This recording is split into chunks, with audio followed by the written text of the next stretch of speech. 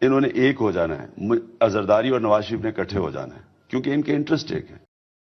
جب یہ ہم ہاتھ ڈالیں گے کرپٹ لوگوں کے اوپر، اب سب تیار ہو جائیں، یہ شور مچائیں گے۔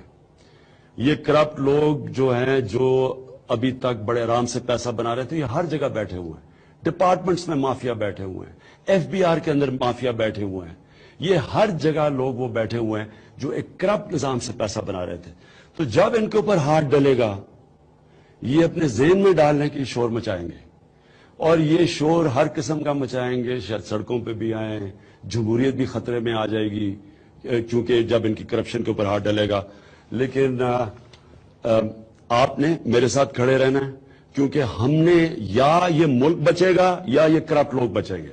تو اس لیے تیار ہو جائیں اس کے لیے۔ اور میں پھر سے آپ کو کہتا ہوں کہ اللہ نے میری ٹریننگ کرائی ہے مقابلہ کرنے کے لیے، تو انشاءاللہ میں ان کا پوری طرح آپ کو مقابلہ کر کے دکھاؤں۔